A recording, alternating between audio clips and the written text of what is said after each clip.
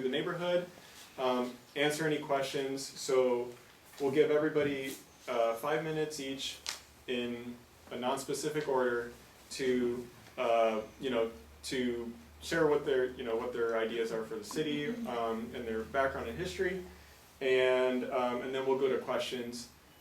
When we get to the question portion, please keep it general, not directed at any one single candidate. This is not meant to be, contentious or anything. This is just a friendly chat, a friendly introduction, and yeah, it's really, a chance for all of us to learn more about what's happening in our city. It's really, it's really easy to follow what's, happening in the whole world, but really this is, our zone where we have the most influence. So this is really important for everyone to participate in. So with that, I invite all the candidates to come take a seat up front, and then I'm going to sit there, and we will continue from there.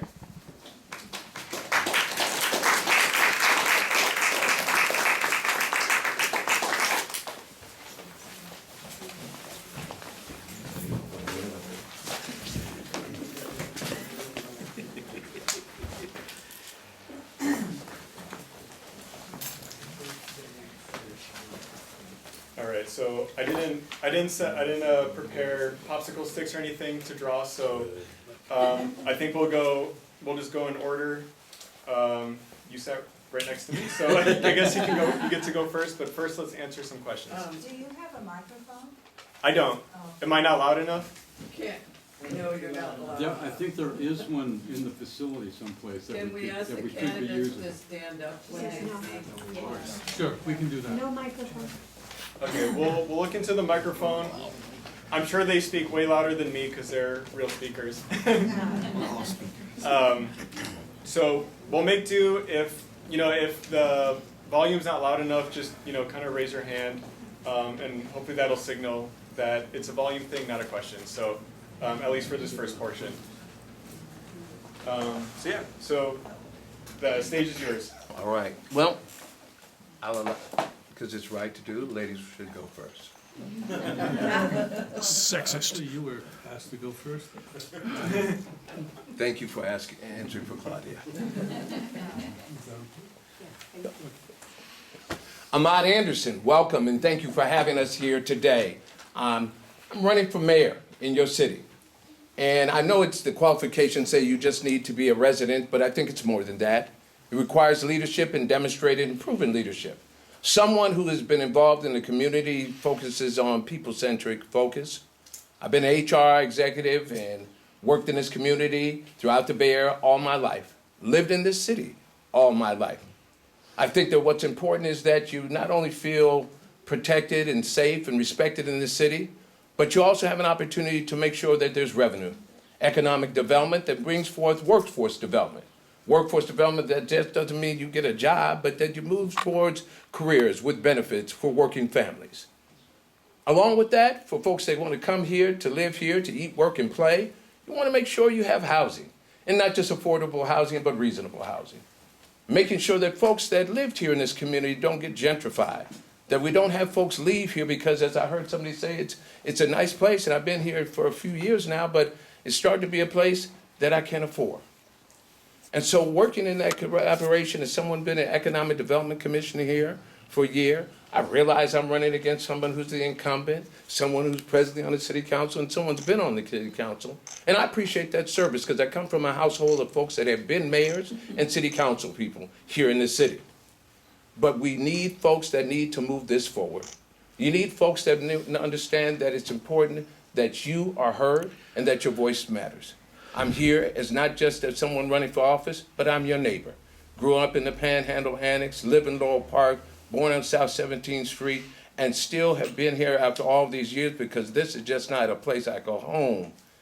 We are family, we are friends, and I'm here to represent you. Thank you for your time and looking forward to hearing your questions.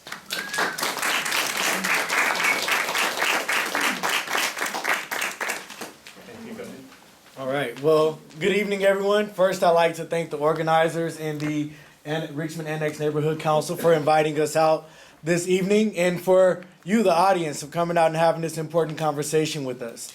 My name is Demnlus Johnson III. I'm a fourth generation Richmond resident, former vice mayor, and former Richmond City Council member here in the great city of Richmond. I went to Howard University where I graduated in communications and went on to receive my master's in public policy from the Goldman School of Public Policy at UC Berkeley, the #1 policy school on this side of the Mississippi. I'm a proud policy nerd. I was one of the last Richmond City Council members elected as a citywide representative. So I've represented you before. And even if we haven't always agreed on every single topic, you've heard me and I've heard you. I've come to this community a number of times. Some of you I've actually met right outside this senior center a few weeks back, shaking hands and meeting and making new friends.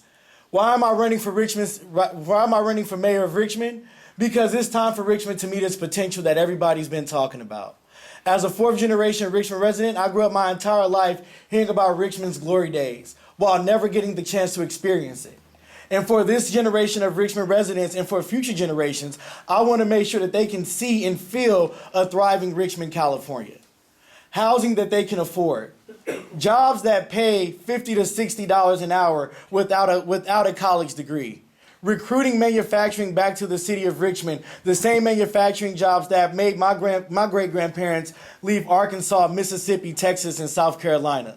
In the green industry, the blue industry, and even in the traditional manufacturing industry. Getting people back to work is what we need to do, especially in this affordability crisis. Also, making sure that we have a safe city throughout the city of Richmond, making sure that everyone has a proper response time from the police department, and that individuals get real follow-up on investigations. Making sure that city services touch every corner of our city. I'm happy to see a senior center annex here in the Richmond annex, but there are other parts of Richmond in the El Sobrante Valley, in Hilltop, that also need senior services. We also need to expand library services in other parts of Richmond as well. Making sure that our parks and our roads and our quality of life meets the standard of Richmond residents. For too long, we've been told to celebrate the bare minimum or are told that Richmond residents should wait. Well, guess what, guys? The wait is over. And when I'm your mayor, that's exactly what you'll see. Action in your communities and at City Council. Thank you for your time, and I look forward to having this conversation with you all.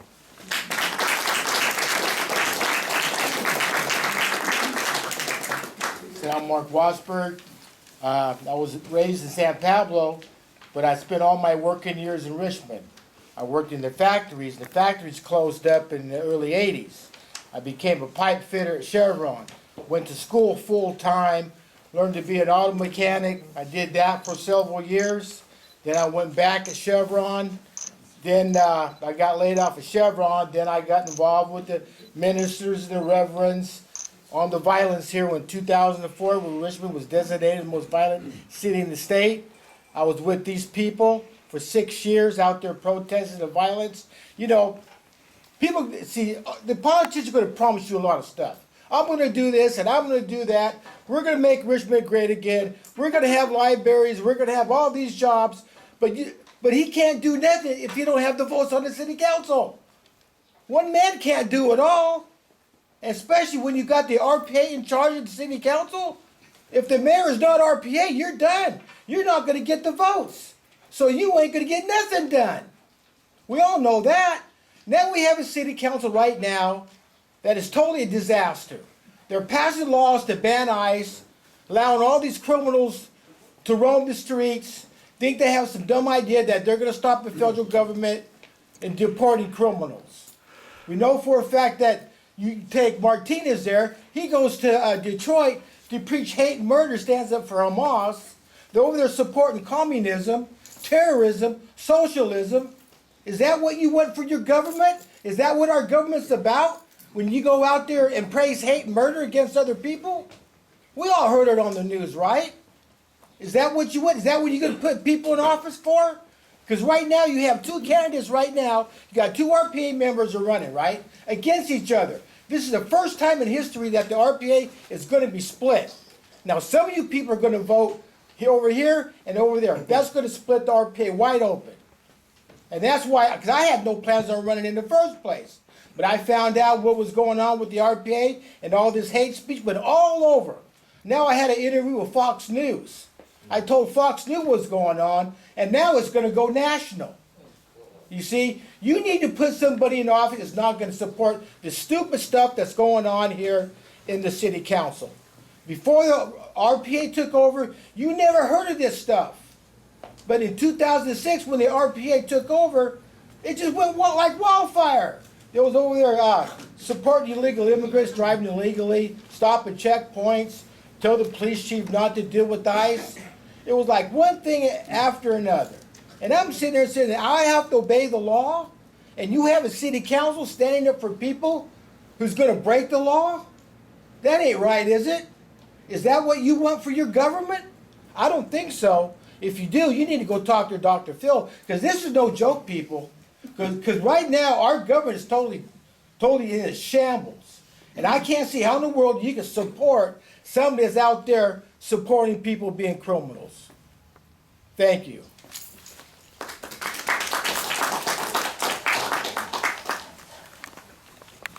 My name's Eduardo Martinez. I'm your current mayor. I've been your mayor for the last 4 years. Before that, 8 years, I was on the city council. The city has changed in these last 4 years.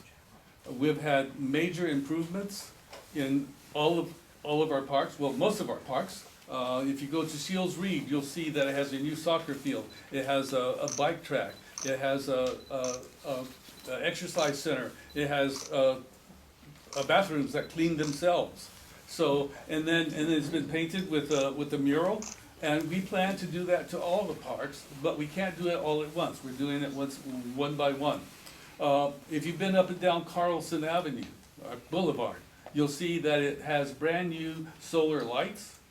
We were tired of getting all the copper stripped from them, so we switched over to solar. So now they light up every night, and they are programmed to provide the right amount of light at all times in all kinds of weather.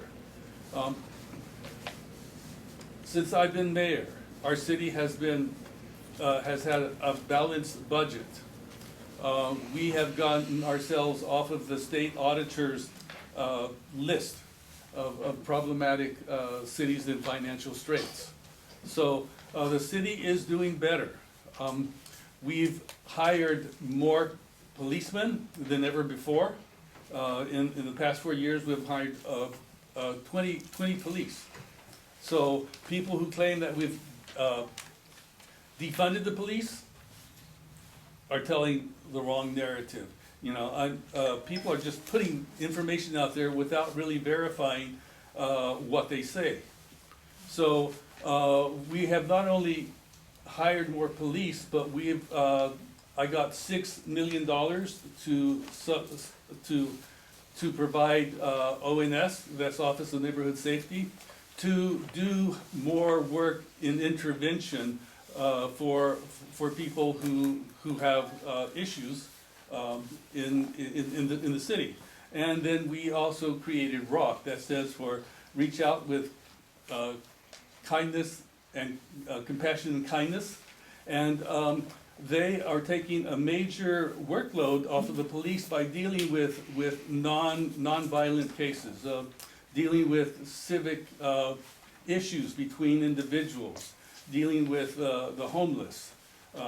And so this provides the police more time to deal with the violent crimes, to deal with the issues that are actually criminal. So I want to continue working as mayor because I've started a lot of things. Our port is beginning to be seen as a thriving place where we develop workforce, where developers are coming out to look at it to see how they can use our port. We have done a report to figure out how much money it costs to improve the port infrastructure to various levels so that we can figure out what the right price point is. You know, there's different levels of industry that require different levels of infrastructure. And so we're trying to figure out what's best.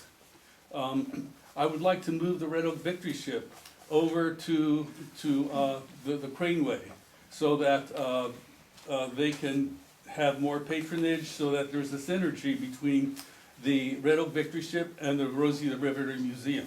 The museum is behind it. They really want that to happen. And it will also make it more available for people taking the ferry from San Francisco. We believe that it will revitalize that area around the Craneway. So I hope you vote for me so that I can continue doing the work that I'm doing, because Richmond is moving forward. Thank you.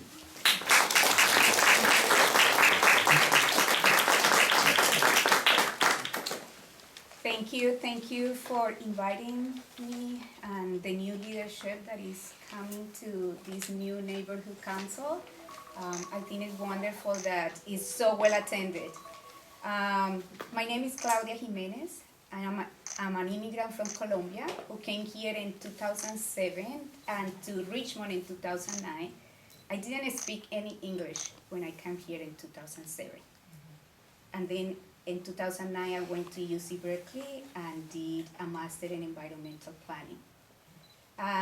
After that, I started working in Richmond and in Contra Costa County with undocumented immigrants and people coming from incarceration, supporting them with services. I was part of a campaign called Invest in People No Prison, working with organizations like Save Return Project that provides services for those coming home from incarceration. And we were, in that campaign, the first county that moved $5.2 million into services for the community, and this is why we had the Reentry Success Center in Richmond on McDonough, because we were together.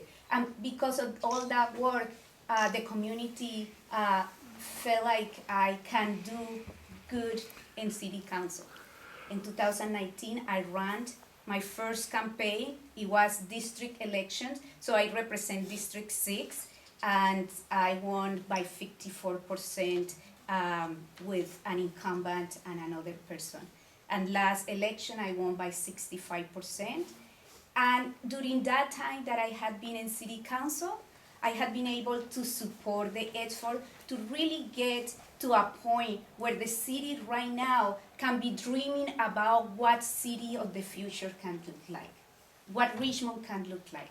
A green economy with good paying jobs, with walkable neighborhood, with well-maintained parks, and more services for our community. But that couldn't happen if we didn't have good finances. Before I got there, the year before I got there, the city was having a $19 million in deficit. And they were doing all these freezing of all the departments, all the hiring. So when I got there, I started to look into the budget, because the budget is where we can move things forward. And I found out that the city had these predatory loans, that I had to learn about it. It's really complicated, and I can talk for hours and hours about that. It's called swap bonds. That city, and I found out that the city, since 2009 to 2021, had paid for termination fees to Royal Bank of Canada and JP Morgan over $60 million. And in 2021, everybody was saying, do another swap bond. And I was the one who convinced my fellow city council members to say, no, we need another alternative. And I worked really hard. We brought the guy who actually created the swaps, was in Wall Street, and now he's in the bright side saying, cities don't go, this is rough. And he said, you are like, it's bad.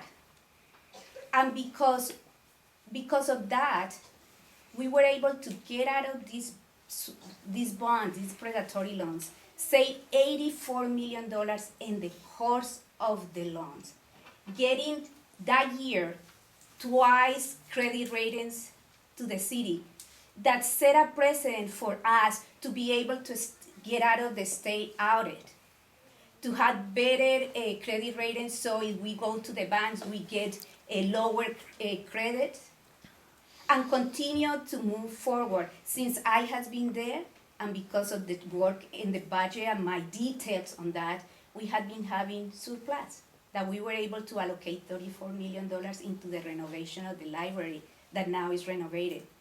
We have been able to put $10 million into 3 parks that are now being renovated. We have been able to create jobs, create more services.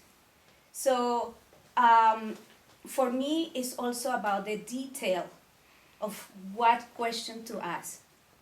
There is a great opportunity right now with the money that we got from the settlement with Chevron that I was part of that negotiation, to start dreaming about what is the future that Richmond has. And this is why people, okay, that is why people are supporting me, all the environmental organizations are supporting me, most of the unions are supporting me, and I hope that you vote for Claudio Jimenez on June 2nd. Thank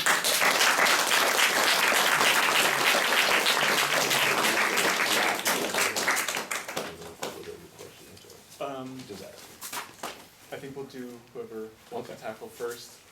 We'll do, hopefully Just civilly do. Okay. So, okay, so now we'll open it up to questions. We'll do 2-minute questions, up to 2 minutes, you don't have to talk for 2 minutes. From the audience, from our neighbors, to the panel as a whole. Please try not to direct, to any one person directly. We want to give everyone an opportunity to speak to the questions that you're asking. So with that, does someone want to start? Rebecca? What is your plan for the AstraZeneca site? I hope that's under 2 minutes. Just about, yeah. So we won't follow any order, so it'll just be, whoever wants to answer first. What was the question again? What are the plans for the AstraZeneca site? Or what would you? Your plans, what do you Your want to plans. happen? What will you make, I guess, what will you make happen? Well, from what I can understand is, Tom Butt was the one who was telling the city council not to build on it, if I stand corrected. But for what I can understand is, if the state and the federal government says it's okay to build, then you build. Because nobody else has any say-so whatsoever, right? We all know the federal government, the state, they have the final say-so. So like I say, if it's a go ahead and build. If it needs to be cleaned up, then the federal government is gonna have to clean it up. For what I can understand is, I don't know, because actually nobody even talked about it for the last year or so at the city council, right? Because I haven't heard anybody talk about it lately. So as far as I'm concerned, it's a go ahead and go. In 2020, I ran for city council.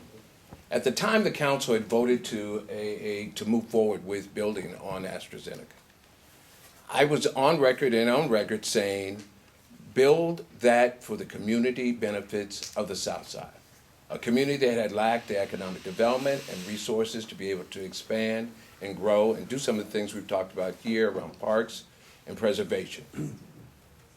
As I learned more, and I became a chair on the Economic Development Commission, and the developers came before us, and folks that came to us around Shoreline Alliance, I began to learn more of what was behind the Wizard of Oz, and recognizing that today, I would not build on there to save my life until, and I recently said, was a certified cleanup. Someone wanted to play semantics with that, but it has to be livable.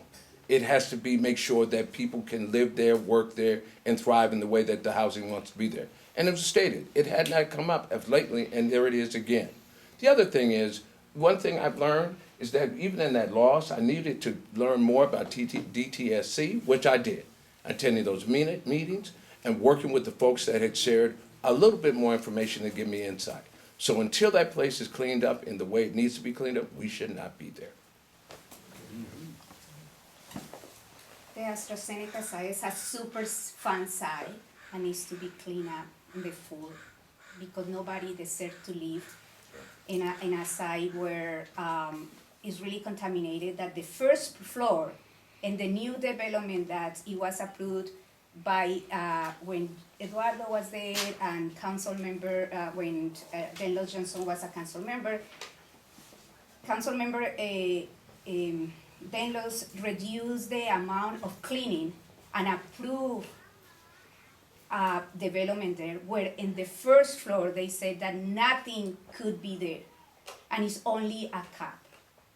And yes, there were some issues around how we protect the vicinity of that the community if we are going to do the full cleanup. So I think if we had to balance that, we should not be building in that size. And it's interesting that candidate Anderson is here saying that because he advocated and it's recorded in the public comments that night that he was organizing with the developer and the community to approve that, to go forward and move forward with that project. Actually, I wasn't in city council, but I made public comments, and you can hear, and I was advocating for full cleanup or no building there. And we need to make sure that we build in the places that are safe for the community. And if it is risky, then we need to stop and do a really good analysis. And instead of rushing to approve and telling the developer you can do whatever you want to do here. During this time that I had been in city council, we had been able to clean up a lot of these bad deals.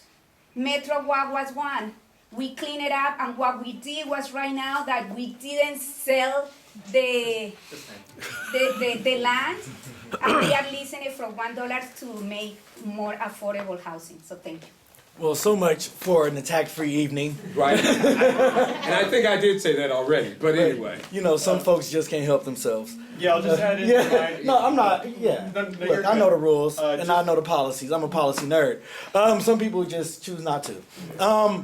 Just please for No, yeah. for everybody. Of course. Please, we'll But because my take name a was position. mentioned, I want to make sure that I add proper context. Because I was on that council and I did vote for it. That was the recommendation that came from the department that was over that site. And seeing as though that was the recommendation that came down, that was what I followed through with.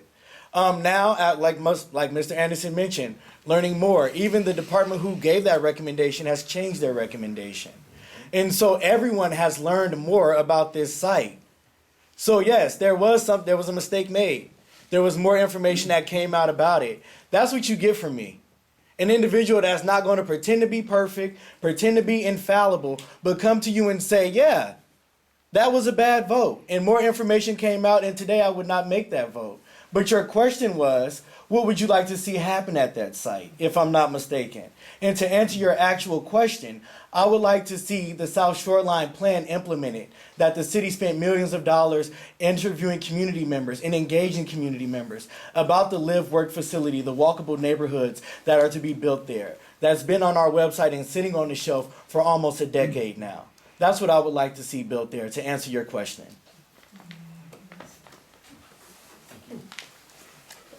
Well, from the very beginning, I've been against it. When Shop Off came to Richmond, they took out every council member for breakfast or for lunch. Not true.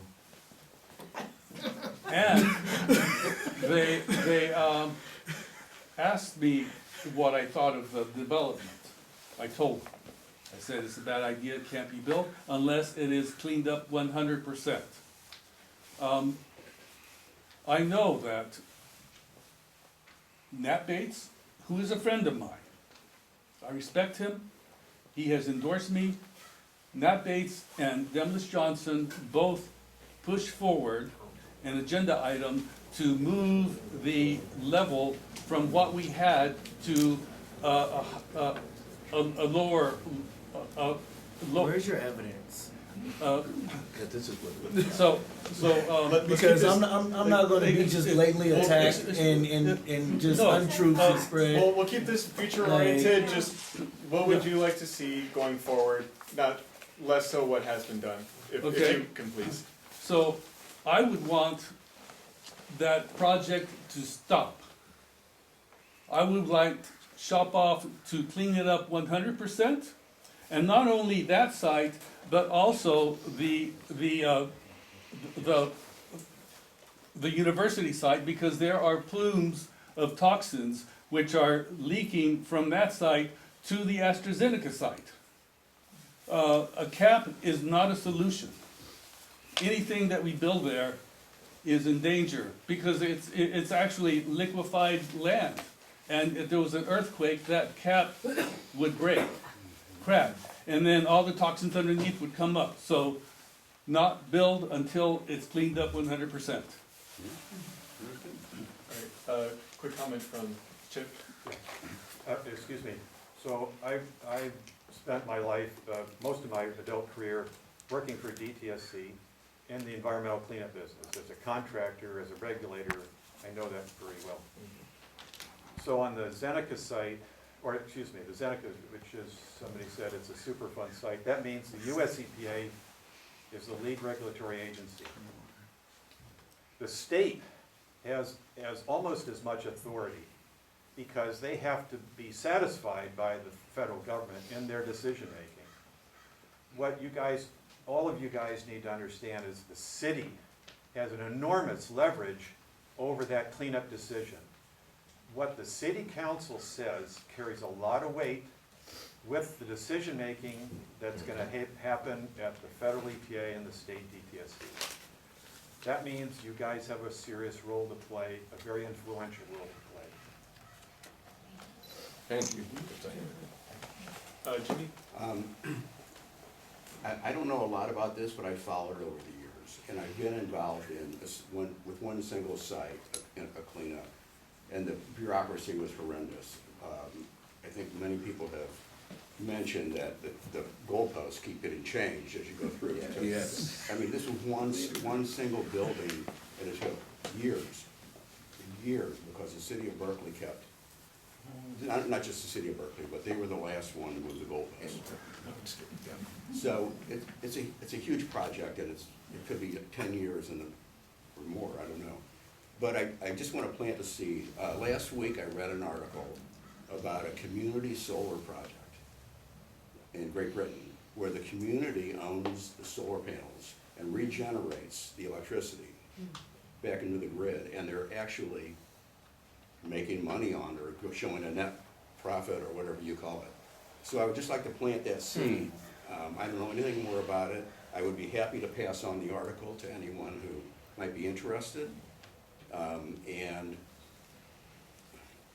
you know, my instinct tells me you could clean it up to a point where it's less toxic, but not as good as residential, whatever the categories are called. So if anybody would like that information, I'd be happy to pass it on. Thank you. Go ahead. I have a question for. Louder.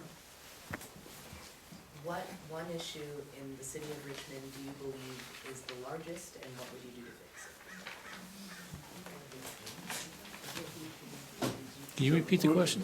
So we can. So for everyone, what issue would you consider the largest, and what would you do to fix it? For whoever wants to go first, Mark? There's a lot of people that are calling up, going to city council meeting, talking about public safety, about defunding the police. We all know for a fact that the city council did fund the police. They took $3 million away from the Richmond PD and gave it to a park. And every city council meeting you hear the you hear the police come up here, complain there's not enough cops. It's because of the city council did it. Now you have the district attorney investigating the city council for defunding the police. And it doesn't matter if you hire 20 more cops, they're still short. The Richmond PD at one time had 200 cops. Then it went down to 180. Then during the BLM rioting, when everybody wanted to fund the police, I said it went down to 120. And all the police were leaving because they knew they didn't have a job. I talked to 3 or 4 Richmond cops. Some of them moved to the county. Some of them moved to the federal government. It was the city, these 2 people right here defunded the police just out of hate. This is what they did. Now you laugh at it, you talk to every cop out there, they will tell you the exact same thing I'm telling you. This is why there's shortage of police. The less police you have, the more crime you have. Now you got carjacking, you got robberies, you got assaults. They're all up. Sure, they brag about the homicide rate being down. I was out there with people when all this was going on. The homicide rate was, the reason why it's dropped down, because the gangsters killed each other out. I was there, people. I was filming it. I was with these people out there. But 99.9% of the homicides was in the Iron Triangle, North Richmond, and the South Side. So you had a couple up there on Hilltop, but the bulk of the violence was inside that area right there. And this is why the homicide rate was dropping. Thank you, Mark. So I believe, thank you for the question, I believe that it is three-pronged, but starting with public safety, and I've said it a lot and it's been in my mailers, it's not just a city issue, it's a regional issue. You've seen in Oakland, San Francisco, San Jose, and even our neighborhood communities, if people feel protected, respect, and safe to communities, so will you thrive on the economic development. Not only that will you retain businesses, but you'll bring them in. Businesses are important to speak to what Councilperson Jimenez said. If we got out of debt, we're in a good space, but how do we make sure that we have revenue coming to the community? How do we make sure that those jobs in which we talked about, and we don't know what those jobs are, but what do those jobs do when you have to have people that they need to go to work? If you have a place that you're protecting your community, you have a place that you can work to bring forth workforce development, you increase revenue. And that also ensures that people that come here to work and people that live here will feel safe in their communities. You just don't build something and expect people to go, especially around just affordability. It has to be reasonable. But safety is the number one issue. It is a gateway to lead to how you retain businesses so folks can come here and work, eat, live, and play. It also becomes a place that you don't have to say, I live in the Annex, I live in Point Richmond, I live in Carriage Hill. You live in Richmond. You live in Richmond. And a lot of us say that. A lot say that when they say, where do you live? I live in Richmond. They say, oh, it's dangerous out there. The reality isn't true. This is true. We talked about the crime rate in the city of Richmond. My mother was the mayor here. We had the largest per population murder rate in the city. True. Here's the other news. Black folks were killing black folks in the areas that Mark mentioned. We have lost that because it wasn't because of the crime the black population left here. It was the lack of jobs. Mr. Johnson talked to the manufacturing. His families came here. My family came here for post office work, merchant seamen. So if you have safety, it's a great start. So that's what be my priority, that leads to economic development and housing that's not only affordable, but reasonable. And that's where it should start. I really appreciate that question, but I will say it's a loaded question because Richmond is a really big area with many different neighborhoods and different communities have different issues. But I categorize all of those different issues under what I could call quality of life. Some communities are struggling with crime and safety, which is directly connected to our quality of life. Other communities are struggling with poor infrastructure, bad roads, terrible parks. We heard that 2 parks got $10 million, but Richmond has a multitude of parks. And some of those parks exist in communities that have never seen city services. And so in those communities, that is a really large issue. And then for other communities, they want to see more activity in terms of events, in terms of business activity. All of these things contribute to a quality of life. It's just a different level of quality of life for each community. Mm-hmm. As your mayor, I'm committed to making sure that each community gets what it needs and a little bit of what they want, if we can afford it. But also, I always say, it's not a one-size-fit-all style of leadership for everybody. What you have in front of you is an individual that's committed to getting to know you, getting to know your fears, your wants, and your needs, and what you want to see in your community, and 100% making that happen on your behalf. And that's why I say quality of life it looks different in each community. And that's, as your mayor, I'm committed to learning what those issues are and making a move on each one. Thank you. As a mother of a 17 years old son, and as a mother of also a 12 years old daughter, I want them to thrive as all the kids in Richmond. And I know that I am in the senior center, so I might be not popular with this, but I feel like if we invest in our youth, we invest in the future of Richmond. we had been criticized because we moved some money from the police that were not used in 3 years to create 500 youth jobs for kids from 16 to 26 years old. We doubled the budget of the Office of Neighborhood Safety that deals with gang violence. We created ROC, the Community Crisis Response Program. We put money into unhoused interventions and many other things. And we are right now fixing with the money that we have the things that people are saying that are concerned. For instance, people are concerned about street safety and traffic safety. I moved $1.2 million when I saw where to move it, and because of that, we created the street calming program. And we started to go down on like what streets we can fix. But I know that it wasn't enough, and as a planner, then I said, well, if we don't have a staff, then we are not going to move more projects. So I advocated for getting 2 planners and 1 traffic engineer, and this year we put $6 million into that, and the commitment is to continue to improve these things that the community are saying that are needed, but the city didn't have enough funds to do it.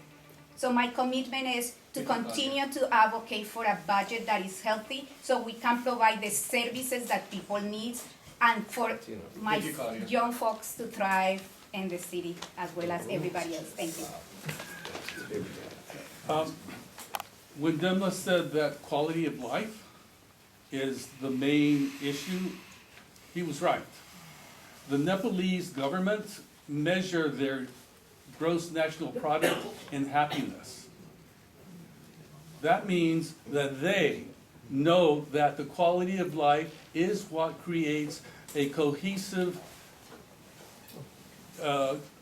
community that works together. That's what I want to do. I also agree that every neighborhood has a different flavor.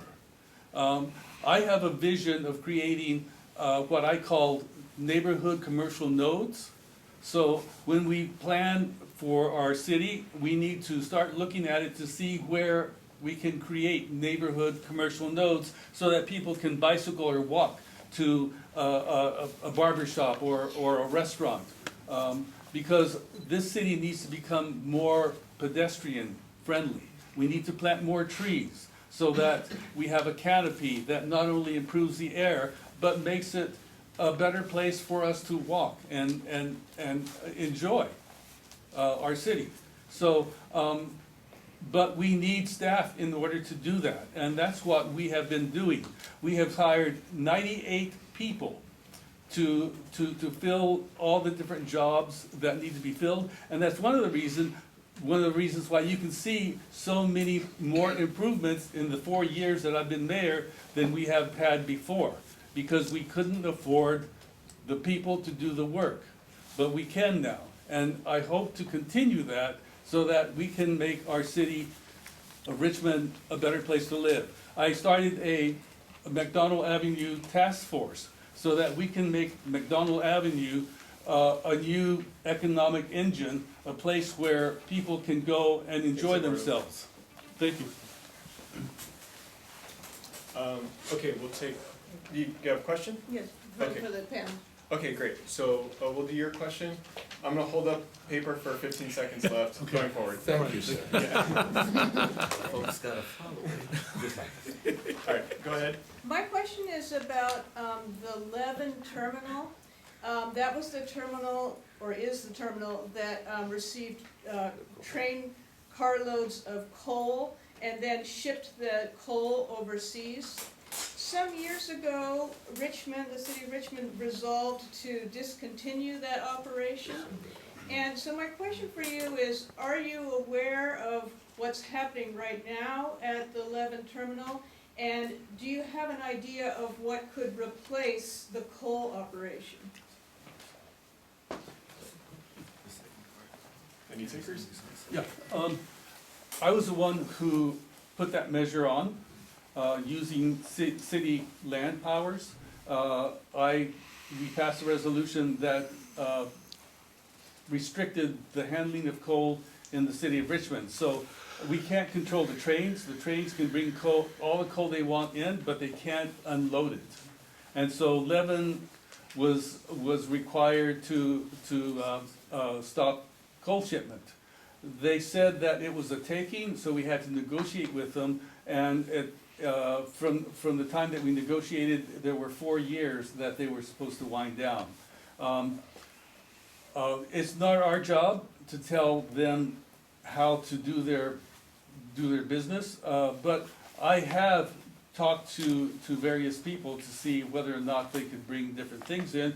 But the question is, what sorts of things can they bring in? I had the possibility of bringing in lithium, which we need for batteries, but the question is, do we want lithium being transported through our city?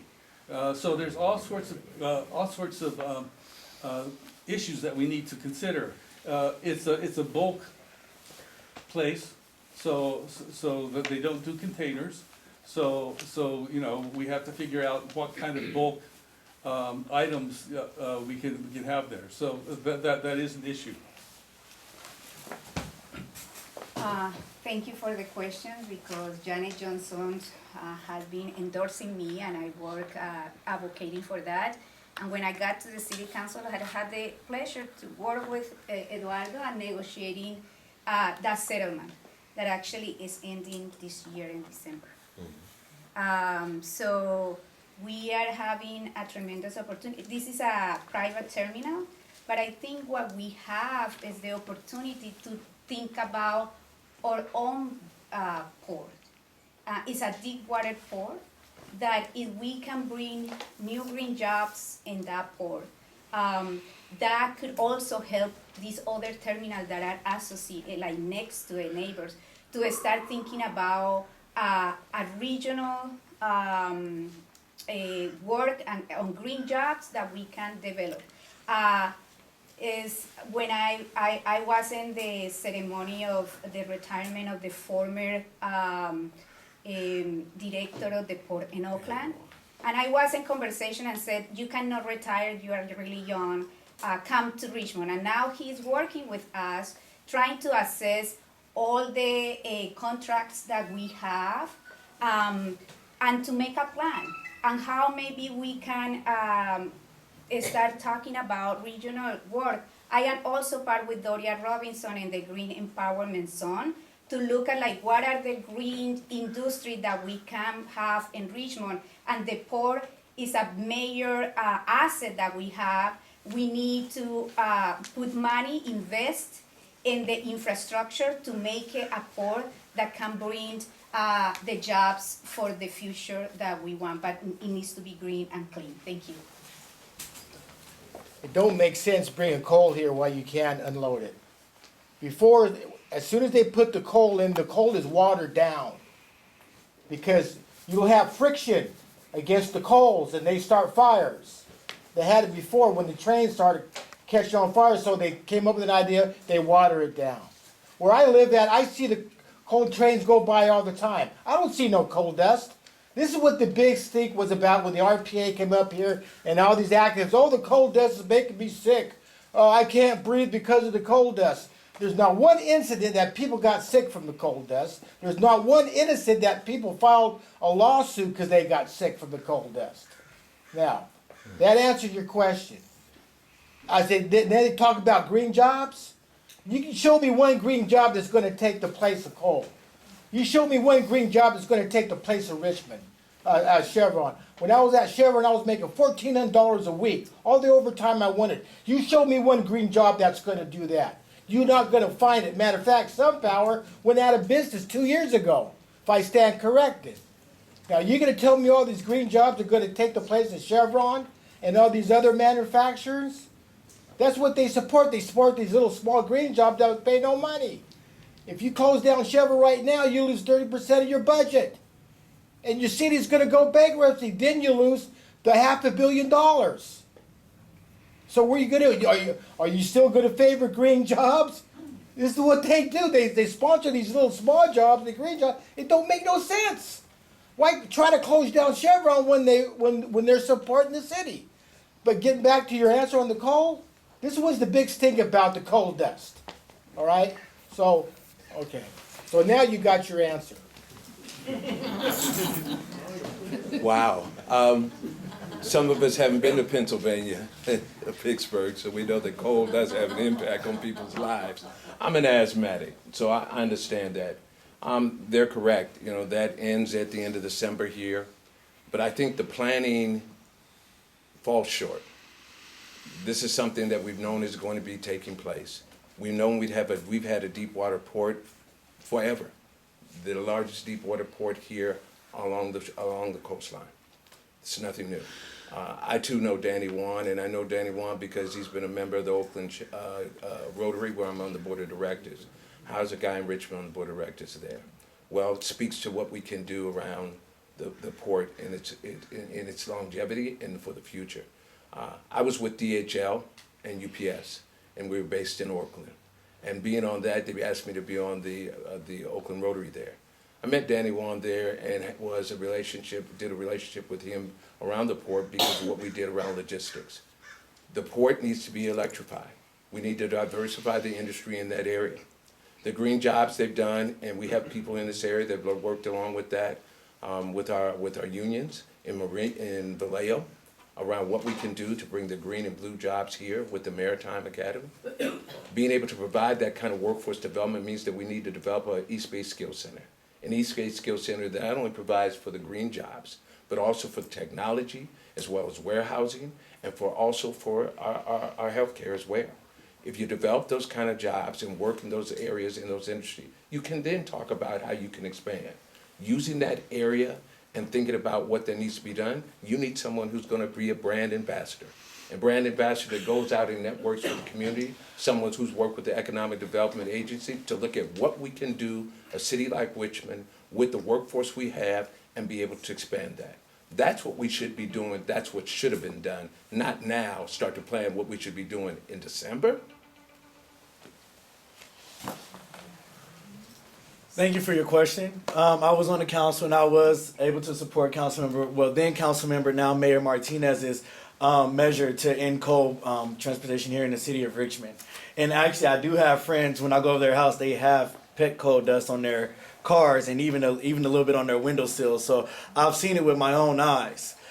This is an opportunity, although it's a privately owned terminal, this is an opportunity for the city to work with the private owners and make sure that we don't end up right back in this same situation.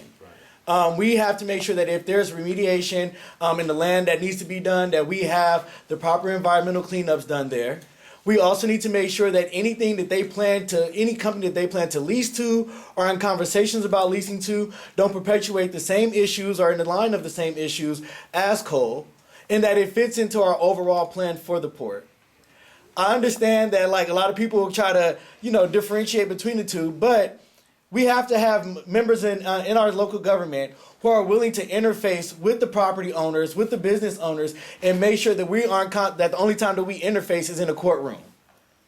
This has to be done on the front end. Mr. Anderson talked about planning. I'm a planner. So moving forward, it's about getting with these individuals and not just saying, oh, that's private, let's go focus on this. That also factors into what we're trying to do with the port. We can't have two different operations or mix-match manufacturing taking place. That's what's wrong with the city of Richmond. Now, there's too much patchwork quilt things going on here. It's time to get some cohesiveness in our city.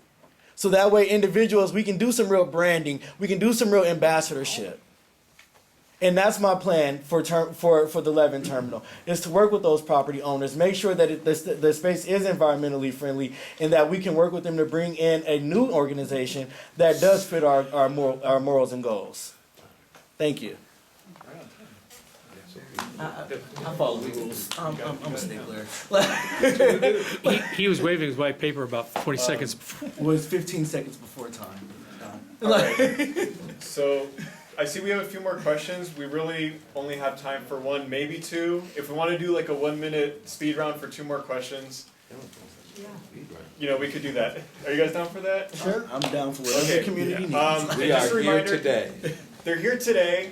we appreciate you guys being here, but they're also available Whenever. after Yeah, today after. to continue answering your questions. So if we don't get to your question today, I'll share their contact information Yes, please. as a follow-up.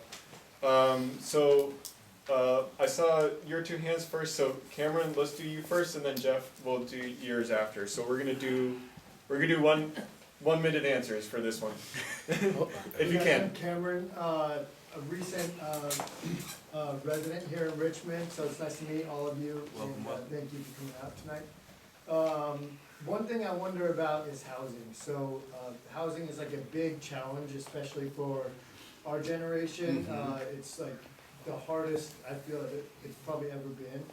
And my wife and I here, we had our own struggles, very difficult to buy a house. We're so lucky that we were able to do that here in Richmond, and we're so thankful for that. But for my industry, I'm in construction, and we see a lot of people are moving out of the Bay Area. And this is gonna be a big problem for us, just not having people to fill the shoes, like somebody's gotta be there.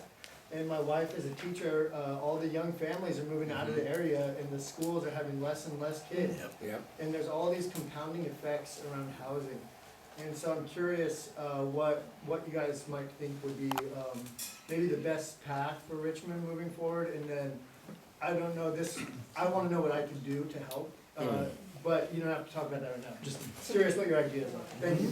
So 1 minute, that is a big question, but yeah, I agreed. So we are working and I am part of the McDonald's task force, which is also revitalizing. We have been cleaning up a lot of contracts, and we are owning the land to make sure that it's affordability. For instance, Metro Walk is going to be 150 units. We want to continue to own the land. But also, and I finish with this, and I will be talking more with you, I am bringing the new director of the Housing Investment Trust from the AFL-CIO. They have over $6 billion in the trust, and they want to invest in affordable housing with labor conditions. So we need to make sure what is the great financial mechanism to make sure that we can build more housing at a price that people can actually afford. Thank you. And we are also looking into land trusts so that people who build houses don't have to pay for the land, they only have to pay for the building.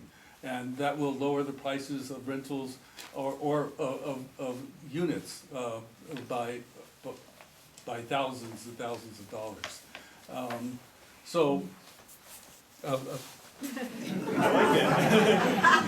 There you go. The reason why people are moving out of California, Richmond, because the taxes, everything's too expensive. I said, the state is taxing you to death, right? They want to tax the rich people to pay for the poor people who don't want to work, right? You see everything on the news. That's what Gavin Newsom's doing. You're putting tax upon a tax. That's why people are moving out. And plus, we're running out of land to build. San Pablo's all built out. You can't build nothing in San Pablo anymore. El Cerrito's getting all built out. Richmond has plenty of land. We can build affordable housing, but it takes planning. It takes time. But see, now these people say, well, we're going to take the land away from somebody and have somebody else come and do it. You see? That's why California's so expensive. That's why they're moving. Grand jury said we're supposed to have 4,000 homes built by 2035. So far, we have probably 9 to 10% that have been permitted with no real shovels in the ground. You heard from our president folks in office said what the vision is, what the plan is, but no shovels in the ground. Affordable housing, what is affordable may be affordable here is not affordable in Parkchester or North Richmond, or as you talked about your new folks that moved here. You make $25 an hour, $52,000 a year, roughly $7,000, $11,000 after taxes, and then you have to pay, oh goodness, eggs, milk, gas. And what seemed to be affordable is not reasonable, and folks begin to leave. I'm the Fair Housing Advocate Board member for Northern California. We talk about rents, We talk about protecting renters, but we talk about expanding housing to make sure you can live, eat, work, and play in your community. And that's taking place right now. As someone who this issue affects directly, these are some real actionable things that we need to do in order to get young people like us in housing. The first one is access to capital. A lot of lenders are super nervous about giving out these home loans to young homeowners or young buyers looking to buy. Also, we need to make sure that we clear out the process to getting homes built in the city of Richmond. I love to hear that rental units are coming online, but we can't get people stuck in a perpetual state of renting. People want to own, people want equity, and it's crazy that people who own homes are trying to get us stuck in this renting cycle. We also have to make sure that there are programs. I've been doing policy research, and in other cities, there are opportunities where seniors who are transitioning out of their single-family homes can transfer the properties over to younger homeowners. This is what we have to be really nimble, and we have to make sure, last thing I'll say is get rid of the design review board, fold those responsibilities into the planning commission so we can move this permitting along and see some sticks come out of the ground. Yeah. That guy. Patient. I have my hand up. I'm gonna answer your question regardless. Real easy, quick question. All right, sure, and then we'll go to Jeff. As a governor, as the governor, what will you do? Mayor, don't give none. I hear you though. That is the question. Hold it. I gotta help myself. Okay. I don't want those problems. Just erase that. Okay. As the mayor of Richmond, what will you do to conserve and not infringe upon the single-family character of Richmond Annex? Yes. That's my question. Yes, indeed. Well, as I mentioned before, although I do want to get rid of the design review board, fold those responsibilities back into planning. But everything has to be done. I believe in our neighborhood councils, no matter who the leadership is, even if they don't agree with me. We have to make sure that that rooms like this are heard when new developments come to the city of Richmond and they want to build in your community. I've always, when I was on the council and the development was coming, I always wanted to know how the neighborhood council felt about it, how individuals in those areas were going to be impacted by that development, which is part of the reason why I voted for the AstraZeneca cleanup, because no one can tell me what would happen to all of that dirt and contaminated dust that would be flying into Crescent Park, where low-income families live. So with that, I will say, any development that comes to your neighborhood, you guys will de facto become the new design review board for projects that come to this community if you want my vote. In addition to that, coming to your neighborhood council, you should not only come to the neighborhood council, but schedule time to be here. It doesn't take much, especially if you live in the community that you're representing. Come here, visit with your community, not just get the notification that's supposed to go to your annex. It's important to not only have representation, but also hear and also share with what it's going to feel like and see what it's going to look like to the community that it's going to be around. That same thing, as we talked about the AstraZeneca, communities have been disenfranchised. I was definitely for that. I grew up on 1131 South 55th Street, where we have no stores, we have no businesses. We needed that opportunity. But what would be the impact on the community at large around the environment and those that live next door? It's important to protect that and make sure they're respected and their voices are heard.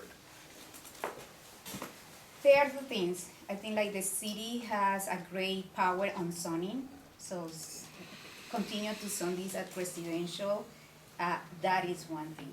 But it's also, I have heard, for instance, that a lot of people don't know what projects are coming in the pipeline in their areas.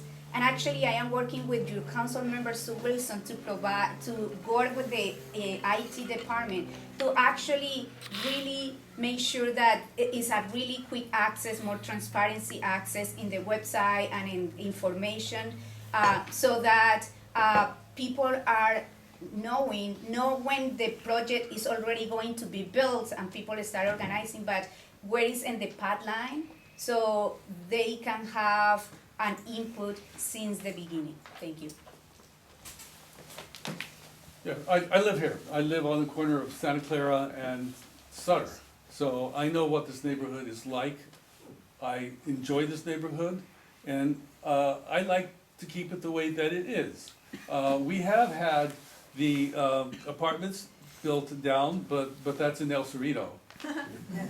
So I have no control over that. But we need to make sure that our parks are improved, and we have put a lot of improvement on the parks. You know, the fence fell down, we had that fixed. There were trees that were falling down, we had to cut them down. So I want to make sure that we maintain the quality of life. And my wife and I have discussions on Carlson Avenue. I would love to have more traffic calming.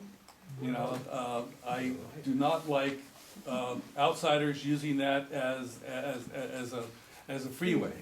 So I will do whatever I can to make sure that Carlson Avenue is not the danger that it is.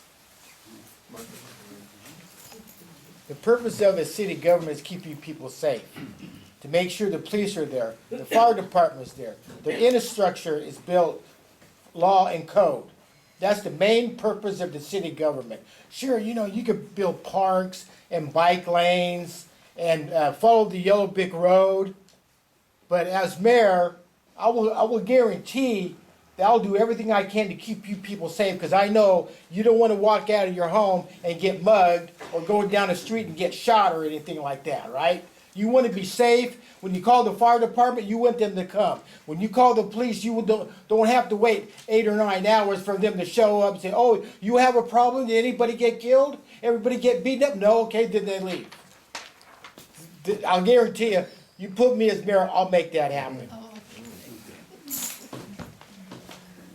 Okay, thanks for waiting, Jeff. Oh, that's no problem. Thank you, Jeff. Yeah, it's a public safety question, and I'm one of your CERT instructors, so public safety is really important to me. As a mayor, what would you do to help seek funding to help support the paramedic program that's in the works right now?